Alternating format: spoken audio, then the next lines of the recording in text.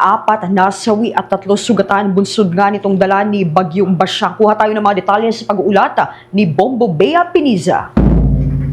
Nakapagtala na ng 4 na casualties at 3 sugatan ng Office of Civil Defense. Bunsod pa rin ang patuloy na pananalasa ng Bagyong Basyang sa Mindanao at ilang bahagi ng Visayas. Sa eksklusibong panayam ng Bombo Radio Philippines, kay Office of Civil Defense spokesperson Juni Castillo, ang 4 na casualties ay hinihinalang isang mag-anak na binubuo ng 2 menor de edad at ang nanay at tatay nito. Ani Castillo, ang ulat na ito ay mula sa Cagayan de Oro Disaster Risk Reduction and Management Office na siya namang kinumpirma na ang mga biktima ay nasawi bunsod sa landslide sa rehiyon.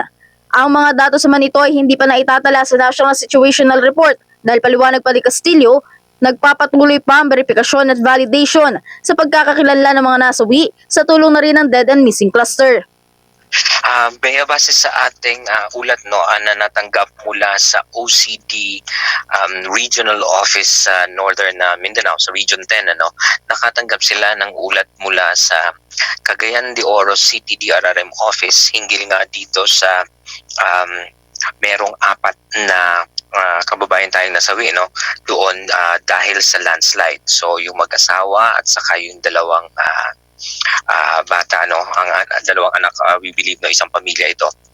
Tapos meron pang 3 na injured. So ito ay natanggap ng OCD Regional Office 10 natin na galing sa Cagayan de Oro sa CDRRM. Hindi pa ito nag-reflect doon sa ating national na CTRIP, because this is again for validation and verification pa ng ating management in the dead and missing cluster.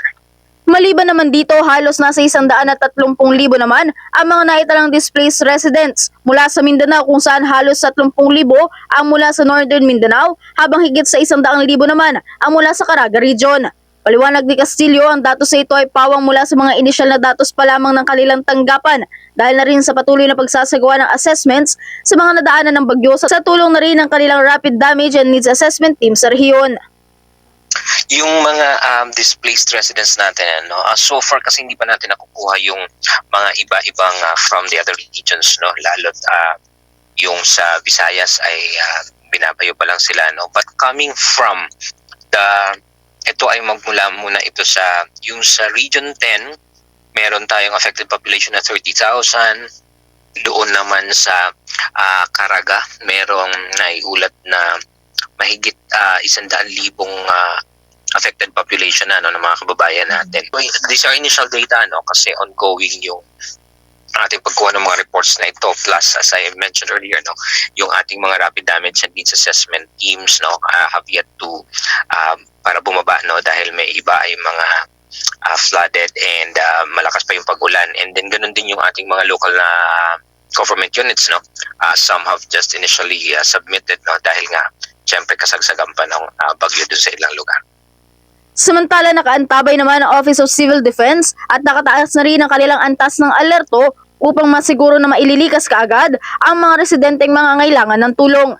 Siniguro rin ni Castillo na sa kanilang koordinasyon sa iba pang katuwang na ahensya gaya ng Department of Social Welfare and Development, mas magiging mabilis pa ang pagpapadala ng mga tulong sa mga evacuees mula sa mga apektadong rehiyon.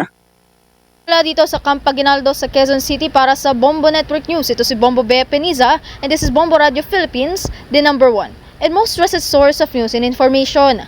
Basta Radio, Bombo! For the most trusted source of news and information, visit our website at www.bomboradio.com. Follow us on Bombo Radio mobile app, Facebook, YouTube, TikTok, and X, formerly Twitter. Like, share, and stay connected. Anytime, anywhere.